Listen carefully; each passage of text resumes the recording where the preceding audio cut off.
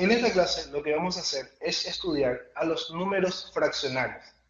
Un número fraccionario es aquel que expresa una o varias partes de la unidad principal. Todo número fraccionario se puede obtener como el cociente entre dos números enteros y expresarse de la forma a sobre b, donde a representa al numerador de la fracción y b representa al denominador de la fracción.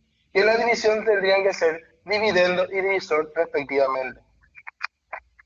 Ahora, según los valores que asuman estos dos, numerador y denominador, podemos clasificar las fracciones en estos grupos. Por ejemplo, tenemos las fracciones comunes, donde los denominadores no son la unidad seguida de ceros. Por ejemplo, una fracción del tipo 5 séptimos o 2 quintos, por ejemplo, donde el denominador no es la unidad seguida de ceros. Tenemos también las fracciones decimales, donde los denominadores sí son la unidad seguida de ceros, por ejemplo, 3 sobre 10 o algo así como 7 sobre 100. Entonces, estas son fracciones decimales.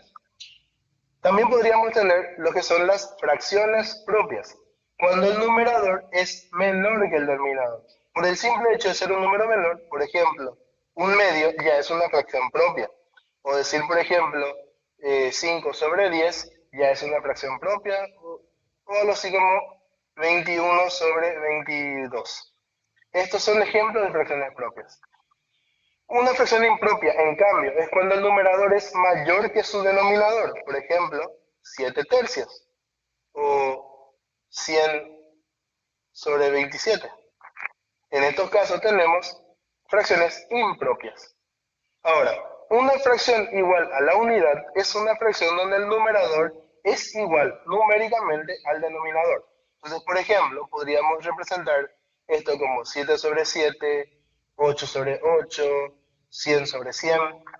En todos los casos, estas, como son divisiones, su cociente da 1 para todo. Quiere decir que el 1, el número entero 1, en realidad podremos expresarlo como una fracción cuyo numerador y denominador son iguales. Ahora también tenemos lo que sería la fracción mixta. La fracción mixta es aquel que tiene una parte entera y un quebrado. Una fracción mixta generalmente se le representa de la siguiente manera. Un número que representa la parte entera colocado delante de la raya de la fracción y acá tenemos una fracción propia, por ejemplo un tercio. Entonces esto para mí representa una fracción mixta y esto es una forma abreviada de escribir esto, 2 más un tercio. Entonces la parte entera siempre lo que hace es sumarle realmente a esa fracción o quebrado que tiene al lado. Bueno, de todas las propiedades de las fracciones, veamos estas tres que son las más importantes. Y tenemos propiedades de fracciones comunes. Primeramente, de varios quebrados de igual denominador, es mayor aquel que tiene mayor numerador. Por ejemplo, si yo comparo las fracciones 7 quintos con 4 quintos, al tener igual denominador, es cuestión de comparar los numeradores. Y como el 7 es mayor que el 4, entonces esta fracción resulta ser mayor que esta otra. En cambio, si tenemos varios quebrados de igual numerador, es mayor aquel que tiene menor denominador, es al revés. Entonces, en este caso, si por ejemplo tenemos 8 tercios y comparamos con 8 séptimos, entre estos dos que tienen igual numerador, vemos que el que tiene menor denominador es este. Significa que esta fracción termina siendo mayor que esta. En ambos casos, eso se da, o la relación se da, por el cociente de la fracción. Estos cocientes son mayores que estas dos que están aquí. Ahora, si ambos términos de una fracción se multiplican o dividen por un mismo número, la fracción no varía. Es decir, si yo tengo, por ejemplo, la fracción 5 séptimos, podemos, multiplicando miembro a miembro o término a término por una misma cantidad, por ejemplo 3, podemos convertir esto a otra fracción y resulta ser la misma. 5 por 3 da 15, 5 por 7, perdón, 3 por 7 da 21. Entonces, esta fracción que está acá resulta ser la misma fracción que está acá debido a los operadores iguales para cada término. También se podía hacer en orden inverso, o sea, si mi fracción originalmente era esta, y yo dividía ambos términos entre 3, bueno, se reduce a esto y a esto. Entonces, esto también es una fracción igual a esto.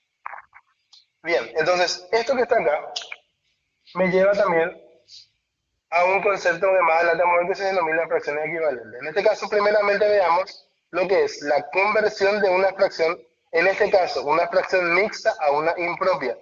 ¿Por qué hacemos esto? Porque normalmente tenemos que hacer operaciones con fracciones, por ejemplo, suma, resta, multiplicación o división, y para poder operarlo no podemos hacerlo con fracciones mixtas, tenemos que hacerlo con impropias o con propias. Entonces lo que vamos a hacer es primeramente convertirlo. Entonces, si se me da una fracción mixta de este tipo y lo quiero convertir, lo tengo que hacer lo siguiente. Coloco la raya de la fracción, mantengo el mismo denominador y el nuevo numerador sería el producto de estas dos cantidades, que es la parte entera del denominador, y ese producto hay que sumarle el numerador anterior. O sea, A por C más B. Por ejemplo, si tengo la fracción 2 enteros, 2 quintos, entonces coloco la raya de la fracción, mantengo el mismo denominador y digo 2 por 5 da 10 y el 2 le sumo directamente y lo me resulta en 12 sobre 5. Entonces esta es la fracción impropia que es igual a esta fracción mixta, simplemente expresado de otra manera. También podemos hacer lo contrario, podemos convertir una fracción impropia a una mixta. Y para eso lo que vamos a hacer es usar el concepto de la división entera. Recordemos que en una fracción b sobre c tenemos el dividendo y el divisor de una división, y en este caso, para que sea impropia, la condición es que el numerador es mayor que el denominador. Entonces, al hacer la división b dividido c, me va a dar un cociente a y un resto r de la división. Entonces, la fracción mixta se forma utilizando el cociente como parte entera, manteniendo el denominador original y poniendo como nuevo numerador el resto de la división. Entonces, por ejemplo, si yo tengo la fracción 2 enteros, sería, por ejemplo, 20 sobre 13.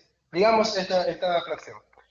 Lo primero que hago es dividir estos dos términos. 20 dividido 13 me va a dar el cociente 1. Entonces, esa es la parte entera. El denominador se mantiene tal cual, entonces sigue siendo 13.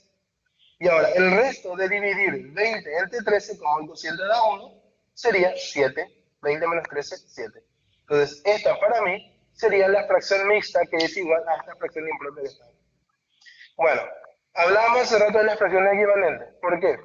Porque ese proceso o esta propiedad que tenemos acá de poder multiplicar y dividir una fracción por un mismo número y que me represente la misma fracción, esa fracción resultante se denomina fracción equivalente a la primera. En otras palabras, podemos decir que dos fracciones son equivalentes si, digamos, representan el mismo cociente y una de ellas puede convertirse en la otra multiplicando o dividiendo por un mismo número sus dos términos. Entonces, ese ejemplo que vimos anteriormente, de decir 5 séptimos, es equivalente a la fracción 15 sobre 21, porque se obtiene mediante un producto de un mismo número en ambos términos. O, al contrario, se obtiene dividiendo estos dos por un mismo número.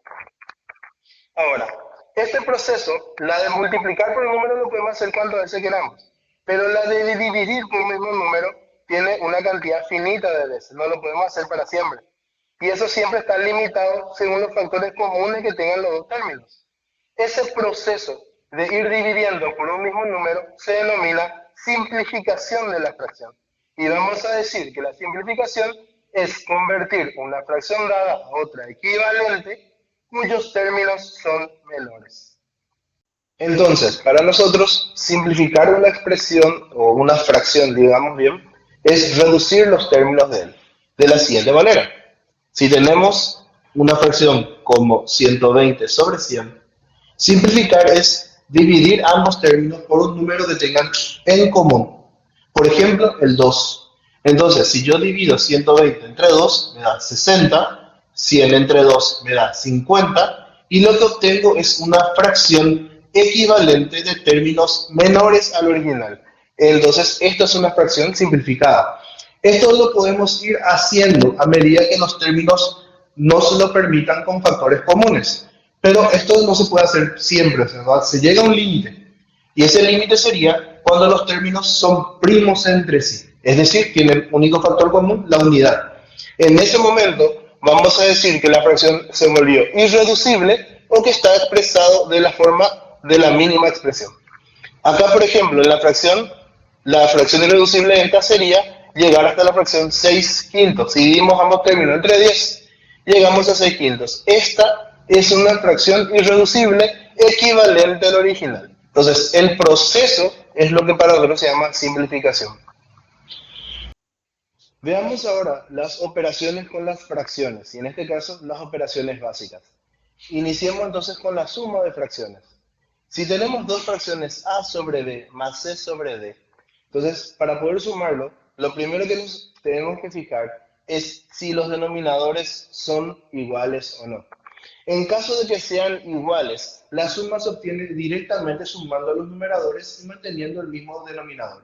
Por ejemplo, un quinto más 7 quintos. Tenemos una suma de dos fracciones de igual denominador. Entonces lo que hacemos es directamente dejar como numerador la suma de los numeradores originales. Entonces como tenemos acá 1 y 7, me da como suma el 8, mantenemos el mismo denominador y ese resultado es directamente la suma de las fracciones. ¿Qué lo podemos dejar de manera impropia como está acá? Si se podía simplificar, se simplificaba. Y en este caso también lo podemos expresar como una fracción mixta. Bien, en caso de que los denominadores no sean iguales, lo que vamos a tener que hacer es calcular el mínimo común múltiplo de los denominadores para poder convertir las fracciones a fracciones equivalentes de igual denominador, haciendo lo siguiente. Vamos a expresar cada fracción como numerador de la suma, en todo caso, como el producto de cada una de las fracciones por el mínimo común múltiplo. Sumamos estos productos parciales y esa suma me da el nuevo numerador. Por ejemplo, en la fracción 4 séptimos más la fracción 2 tercios, vemos que los denominadores no son iguales, entonces calculamos un mínimo común múltiplo, en este caso 21, que es, ya que son primos entre sí, lo calculamos como tal. Entonces, para poder dejar el primer sumando, lo que hago es tomar la fracción 4 séptimos y multiplicarlo por 21. Entonces, 4 séptimos por 21 me va a dar 12. Y el segundo sumando es tomar la otra fracción y multiplicarlo por 21. Y ese producto me da 2 tercios por 21, me da 14. Bien, ahora 12 más 14 da 26. Ahí me da la suma de esos productos parciales, lo que me da el nuevo numerador de la fracción suma. Y el denominador mantenemos como el mínimo común múltiplo de los denominadores. Este 26 sobre 21 ya sería la respuesta en caso que lo quiera dejar de manera impropia, o lo transformo a una fracción mixta y también ya está resuelto el problema. Ya sea esta fracción o esta que queda acá como quebrado, si se podían simplificar, se simplificaba. Bueno, una opción alternativa para hacer la suma de fracciones es directamente utilizando el método de la carita feliz, como se le suele decir, que resulta de la siguiente manera. Se tiene que multiplicar de manera cruzada estos términos y sus productos se suman entre sí. Eso sería para mí el numerador y el producto de los denominadores sería para mí justamente el nuevo denominador. Entonces, por ejemplo, de la raya de la fracción tenemos 7 por 5, 35, 6 por 3, 18, la suma me da justamente el nuevo numerador y el producto de los denominadores me da directamente mi nuevo denominador. Entonces, en este caso me da 15 y 53 sobre 15 resulta ser la nueva fracción o la fracción suma, que lo puedo dejar nuevamente de manera impropia o lo convierto a una fracción mixta. Eso es siempre a lo que uno quiere llegar. Es importante recalcar que sea cual sea la fracción que se me dé para sumar, yo siempre lo debo dejar, ya sea en forma impropia, si es necesario, o si ya está en forma propia, lo dejo como tal. Pero no puedo sumarlo como una fracción mixta, debo volverlo impropia sí o sí, al menos si lo hago a mano. Con la calculadora eso no tendría tanto problema. Ahora, la segunda operación con fracciones sería la diferencia de fracciones, que simplemente no es decirnos, simplemente decimos que es igual a la suma. puesto que la operación es exactamente la misma, simplemente con la diferencia de ponerle en vez de un más, ponerle el menos, tanto acá como acá. Y resulta ser exactamente la misma regla, tanto para los denominadores iguales, o para denominadores diferentes calculando el mínimo, o inclusive haciendo la regla esta de la carita feliz. Aún así, es simplemente ponerle el signo menos. Veamos ahora cómo hacer el producto entre fracciones. Si tenemos dos fracciones del tipo a sobre b por c sobre d, es simplemente multiplicar numeradores entre sí, a por c, y denominadores entre sí, b por d. El resultado de esos productos me va a dar el numerador y denominador de esa fracción, el cual, si se puede simplificar, se simplifica, lo cual se puede hacer ya antes de multiplicar o luego de multiplicar. Por ejemplo, tengo la fracción 7 por 5 cuartos por 2 entero 2 séptimos por 8 sobre 15. Siempre tenemos que dejarlo de manera propia o impropia. Si acá, por ejemplo, tenemos una fracción mixta, lo vamos a convertir a impropia. Y acá tenemos un número entero. Hay que recordar que todo número entero se puede expresar como un número fraccionario cuyo denominador es la unidad. Entonces, por ejemplo, en vez de poner 7, pondría 7 sobre 1, para tener en cuenta la regla. 5 cuartos, 2 enteros, 2 séptimos sería 2 por 7, 14. Le sumo el numerador, me da 16, y ese es mi nuevo numerador. Mantengo el denominador, que es 7, y el 8 sobre 15 escribo tal cual es. Entonces, la regla me dice, multiplico todos los numeradores, multiplico todos los denominadores. Y es lo que deja acá. En una misma fracción quedan todos los numeradores multiplicados todos los denominadores. Y en este caso voy a simplificarlo acá directamente. Por ejemplo, el 7 con el 7, simplificar es dividir. Por tanto, 7 dividido 7 da 1, 7 dividido 7 da 1. Y ese es mi cociente resultante. 5 y 15 al dividir entre 5 me da 1, acá me da 3. El 4 al dividirlo entre 8 me da 1, acá me da un 2. Y lo que hago es, cuando ya no puedo simplificar nada, multiplicar todos los términos en el numerador y dividirlo entre todos los términos en su producto en el denominador. O sea, 1 por 1 por 16 por 2 me da 32 en el numerador. 1 por 1 por 1 por 3 me da 3 en el denominador. Esta sería entonces la fracción impropia producto de esta serie de factores que se ven acá. Que también lo podemos transformar nuevamente en fracción mixta en caso que yo lo quiera, que sería 10 enteros 2 tercios. En este caso ya no hay forma de simplificar el resultado porque lo simplifiqué previamente.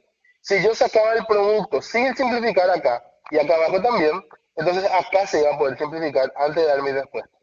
Entonces, lo ideal siempre es poner la fracción irreducible como respuesta. Hay que simplificarlo hasta donde se pueda. Bueno, sigamos. Tenemos ahora división de fracciones. Cuando yo tengo que dividir fracciones del tipo a sobre b dividido c sobre d, lo que hago es convertir la operación de la división en un producto tomando el que sería la fracción divisor y invirtiéndolo. De tal manera que lo que antes era numerador se vuelva denominador y lo que antes era denominador ahora sea un numerador. De modo que ahora de tener una división paso a tener a sobre b por d sobre c. Y una vez hecho esto, opero como un producto normal de fracciones. Por ejemplo, 20 sobre 17 dividido 15 sobre 34, lo que hago es primero convertir esta división a un producto invirtiendo los términos de la fracción divisor. Entonces 20 sobre 17 queda como está, cambio como un producto y el 15 sobre 34 ahora se transforma en 34 sobre 15. Y acá hago como un producto normal de fracciones. Puedo simplificar el 20 con el 15, ambos términos dividido entre 5, me da un 4 y un 3. 17 y 34, ambos los puedo dividir entre 17, me da 1 y 2. Y lo que resulta sería 4 por 2, 8, 3 por 1, 3. 8 sería entonces el cociente de la división de estas dos fracciones. Que nuevamente lo puedo transformar a una fracción mixta como está acá. Bien, entonces estas serían las 4 operaciones básicas que se pueden hacer con las fracciones. Ahora, veamos lo que son las fracciones complejas. Una fracción compleja es una fracción cuyo numerador o su denominador o inclusive ambos pueden llegar a ser fracciones. Por ejemplo, decir que tengo una fracción 5 séptimos sobre 3. Esto es un ejemplo de fracción compleja porque el numerador es una fracción. O de repente, 7 sobre 2 quintos. Esto es una fracción compleja porque el denominador es una fracción. Pero también podríamos tenerlo algo como 5 cuartos sobre 7 octavos. Esto también es una fracción compleja porque en este caso tenemos en ambos términos una fracción nuevamente. Bueno, para poder operar fracciones complejas lo que se suele hacer es reduciéndolo por partes, operando el numerador aparte, el denominador aparte y así, siempre aplicando las reglas de las 4 operaciones básicas. Para hacer esto, más adelante lo vamos a resolver en ejercicios para mostrarle exactamente cómo operar cada uno de ellos. Y finalmente lo que tenemos para ver con la teoría de fracciones son las fracciones decimales. Las fracciones decimales habíamos visto que eran fracciones cuyo denominador era la unidad seguida de ceros. Ahora, según cómo se presentan esas fracciones, nosotros podemos tener una clasificación de ellas. Por ejemplo, la fracción decimal exacta dice si tiene un número limitado de decimales. Por ejemplo, si yo escribo el número 0,034. Veo que tengo solamente 3 decimales después de la coma. Quiere decir que esto para mí es una fracción decimal exacta. O algo como 7,5 o 1,2. Esos son ejemplos de fracciones decimales exactos. También podría darse el caso de tener lo que se llama una fracción decimal inexacta periódica. Y dice, si hay una cifra o grupo de cifras que se repiten indefinidamente y en el mismo orden, la cifra o grupo de cifras se llama periodo. Entonces, en este caso lo que quiere decir es lo siguiente. Supongamos, por ejemplo, el siguiente número. 0,23, 23, 23, 23 y así de manera indefinida. Lo que veo es, o lo que observo, es que en este caso hay dos cifras que se repiten una y otra y otra y otra vez en el mismo orden. Y esto no termina. ¿Cómo sé que no termina? Por los puntos suspensivos. Esto quiere decir que continúa indefinidamente. A esto es lo que nosotros le vamos a conocer como una fracción decimal inexacta periódica. Pero también podría darse el caso algo así como 1,03, vamos a ver, 1, digamos 25, 6, 1, 5, 6, 1, 5, 6, 1, ta, ta, ta, ta. Fíjense que en este segundo caso, lo que tenemos es que nuevamente hay un grupo de cifras que se repiten indefinidamente, pero que no comienzan inmediatamente después de la coma o del punto decimal. También es un ejemplo de fracción decimal inexacta periódica. Entonces, tenemos dos casos que vamos a analizarlos justamente ahora. Ahora, tanto en este caso como en este caso, al grupo de cifras que se repite indefinidamente, acá por ejemplo, el grupo de cifras es solamente el 23, es el 23 que se repite, y en este caso tenemos el 561. A ese grupo de cifras lo vamos a llamar periodo, o período, como le quieran decir. Bueno, analicemos el primero de los casos, este que está acá. Cuando el periodo inicia exactamente desde la coma decimal, acá decimos que tenemos una fracción decimal periódica pura. Justamente dice, si el periodo inicia en las décimas. Y este caso, donde el periodo no inicia desde las décimas, sino que puede haber una o más cifras entre la coma y el primer periodo, en este caso decimos que se llama fracción decimal periódica mixta. A ese número o grupo de números que está entre la coma decimal y el primer periodo, en este caso es este 2 que se ve aquí, a esa parte se le llama parte no periódica, que es la parte que no se repite en, digamos, nuestra fracción decimal periódica. Bueno, todas estas fracciones que están acá se pueden, digamos, pueden calcularse una fracción que los genere, una fracción equivalente a cada uno de estos. A esos reciben el nombre de fracción generatriz. Y para poder calcularlo justamente lo vamos a ver ahora. Cuando estamos trabajando con una fracción decimal exacta, por ejemplo, 0,56, cuando no tengo esos puntos suspensivos que me indican que esto continúa, tengo un número finito, entonces lo que hacemos es lo siguiente. En una fracción colocamos todas las cifras en el orden que se les da después de la coma como numerador. En este caso, el 56, así como aparece. Y en el denominador voy a poner el 1, la unidad, y voy a poner tantos ceros como cifras haya en el numerador. Acá tenemos dos cifras, entonces acá van a haber dos ceros. Esta es una fracción que genera esta fracción decimal, el cual puede volver a simplificarse.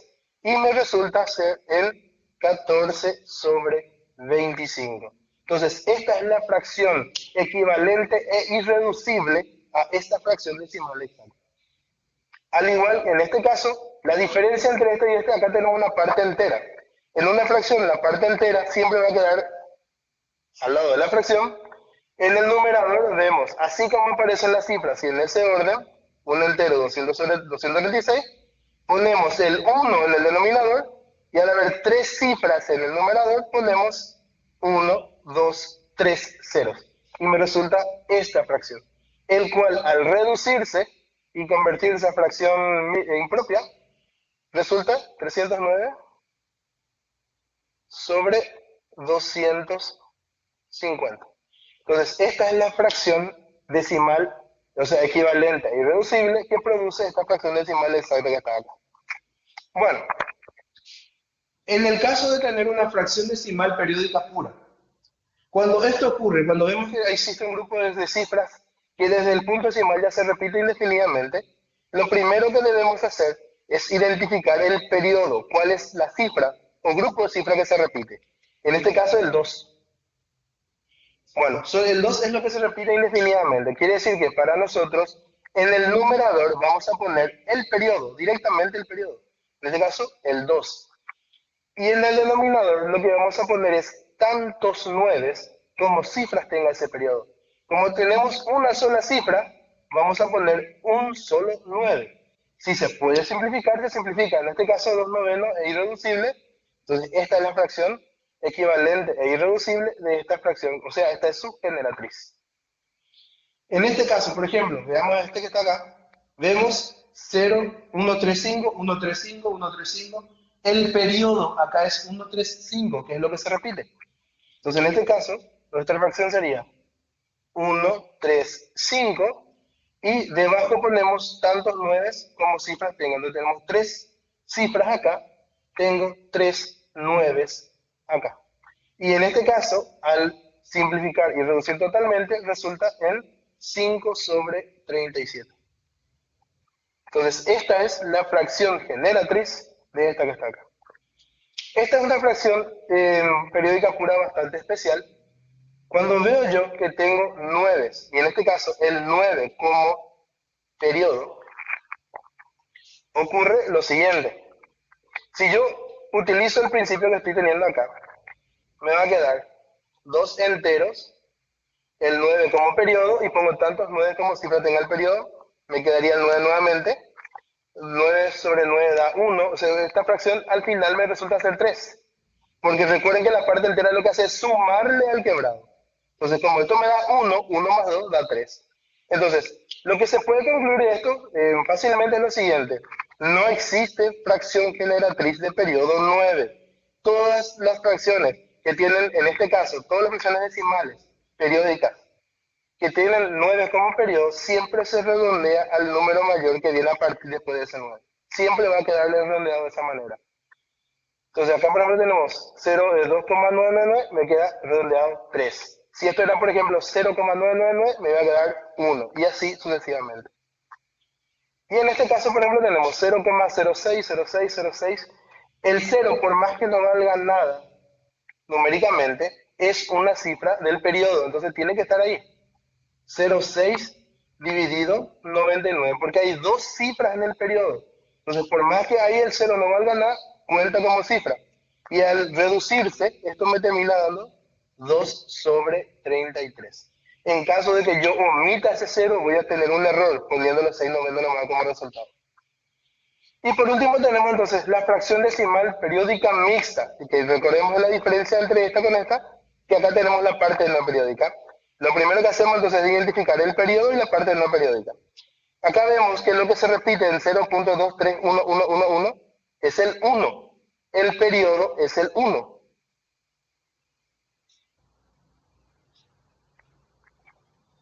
Y la parte no periódica, lo escribo ahí para identificarlo, y lo que hacemos es lo siguiente. En una fracción ponemos la parte no periódica y un periodo en el mismo orden que se me da y formando el número que resulte, no importa que sea. En la parte no periódica es el 23 y el periodo a continuación es el 1, entonces me resulta en el número 231.